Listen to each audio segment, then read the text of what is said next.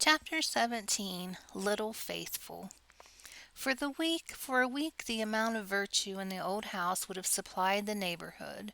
It was really amazing, for everyone seemed in a heavenly frame of mind, and self-denial was all the fashion.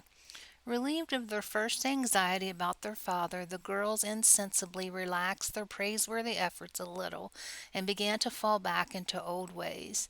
They did not forget their motto, but hoping and keeping busy seemed to grow easier, and after such tremendous exertions they felt that endeavor deserved a holiday, and gave it a good many. Joe caught a bad cold through her neglect to cover the shorn head enough, and was ordered to stay at home till she was better, for Aunt March didn't like to hear people read with colds in their heads. Joe liked this, and after an energetic rummage from garret to cellar, subsided on a couch to nurse her cold with arsenicum and books.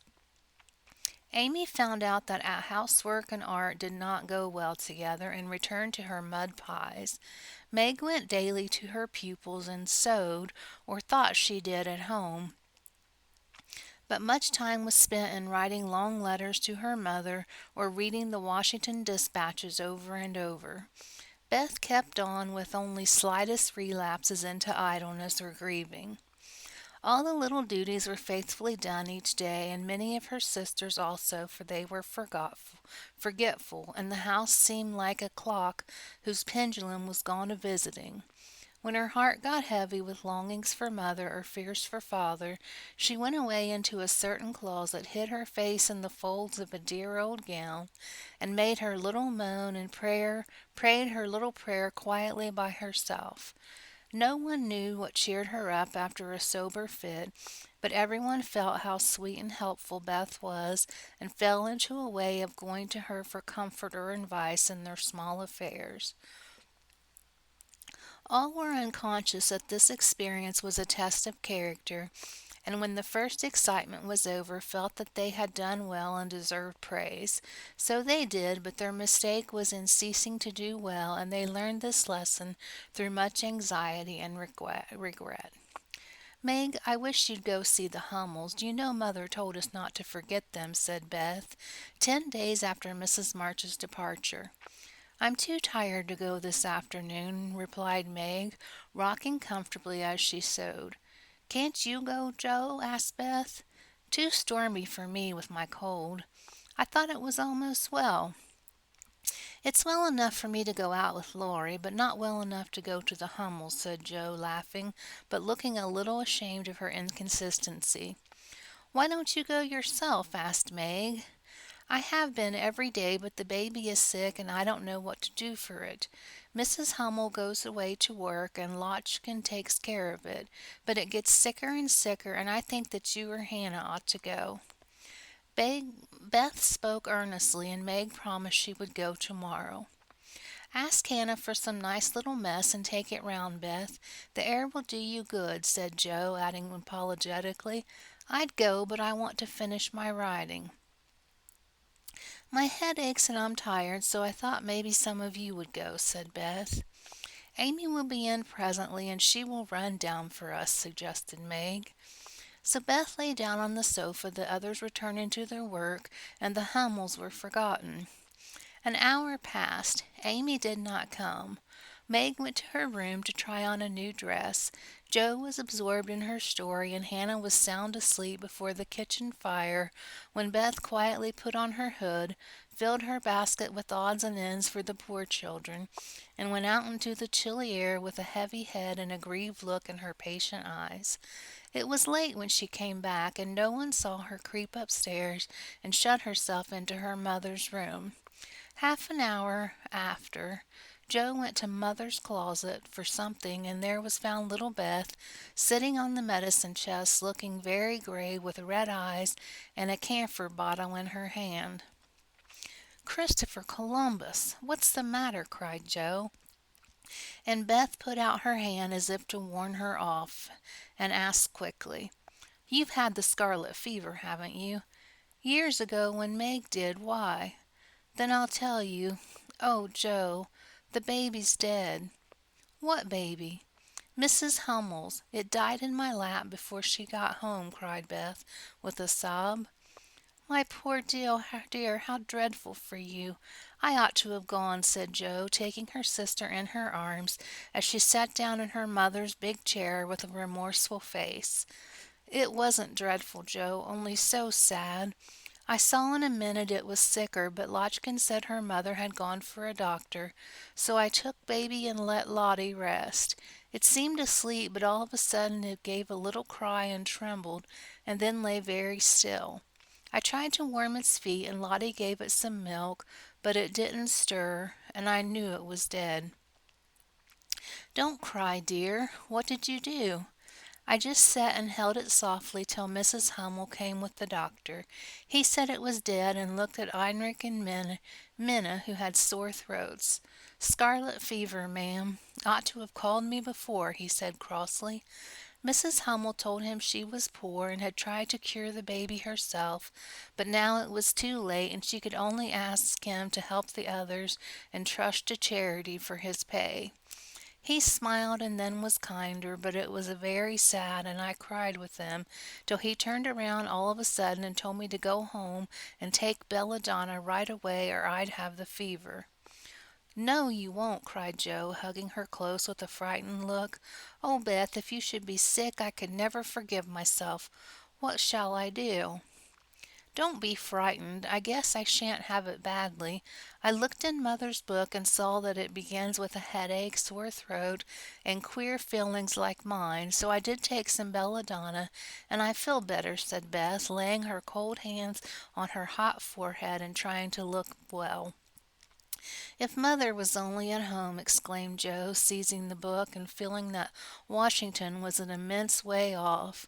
She read a page, looked at Beth, felt her head, peeped into her throat, and then said gravely, "You've been over the baby every day for more than a week, and among the others who are going to have it, so I'm afraid you are going to have it, Beth. I'll call Hannah.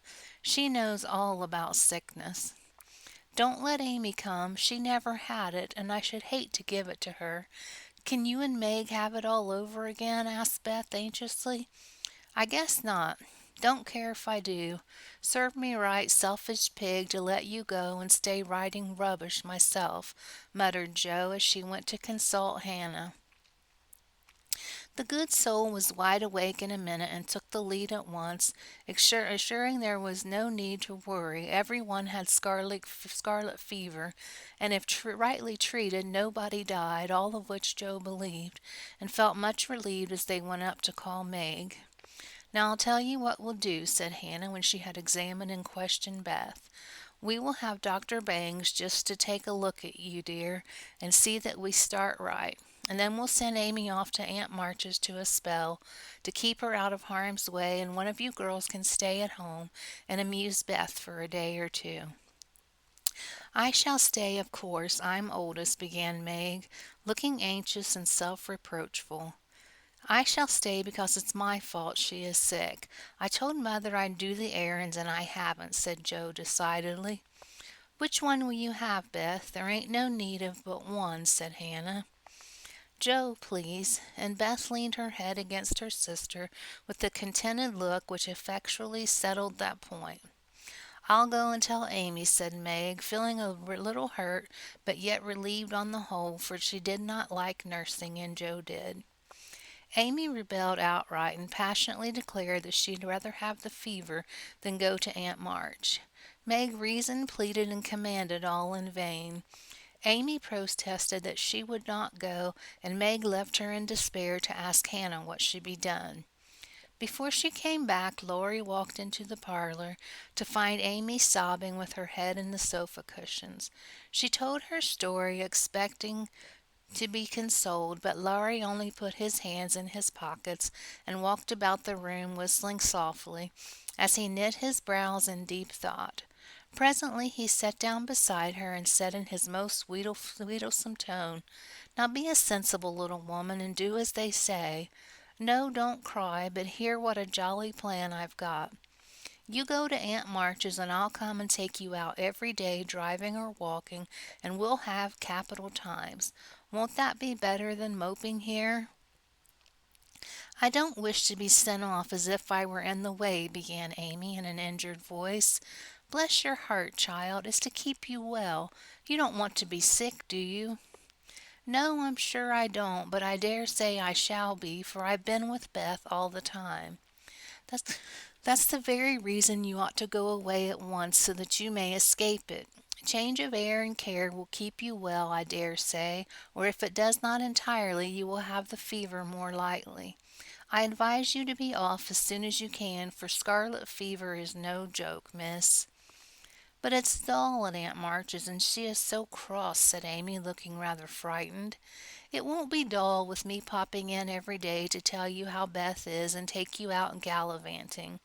The old lady likes me, and I'll be as sweet as possible to her, so she won't peck at us whatever we do." "Will you take me out in the trotting wagon with Puck?" "On my honor as a gentleman. And come every single day?" "See if I don't." "And bring me back the minute Beth is well?" "The identical minute." "And go to the theater, truly?" "A dozen theaters if we may." "Well, I guess I will," said Amy slowly. "Good girl. Call Meg and tell her you'll give in," said Laurie, with an approaching approving pat which annoyed Amy more than the giving in. Meg and Joe came running down to behold the miracle which had been wrought, and Amy, feeling very precious and self-sacrificing, promised to go, if the doctor said Beth was going to be ill. "How is the little dear?" asked Laurie, for Beth was his especial pet, and he felt more anxious about her than he liked to show. "She is lying down on mother's bed and feels better. The baby's death troubled her, but I dare say she's only got a cold. Hannah says she thinks so, but she looks worried, and that makes me fidgety," answered Meg. "What a trying world it is," said Joe, rumpling up her hair in a fretful way. "No sooner do we get out of one trouble, than down comes another. There doesn't seem to be anything to hold on to when mother's gone, so I'm all at sea." "Well, don't make a porcupine out of yourself. It isn't becoming. Settle your wig, Joe, and tell me if I shall telegraph to your mother or do anything," asked Laurie, who never has been reconciled to the loss of his friend's one beauty. "That is what troubles me," said Meg. "I think we ought to tell her if Beth is really ill, but Hannah says we mustn't, for mother can't leave father, and it will only make them anxious. Beth won't be sick long, and Hannah knows just what to do, and mother said we were to mind her, so I suppose we must, but it doesn't seem quite right to me."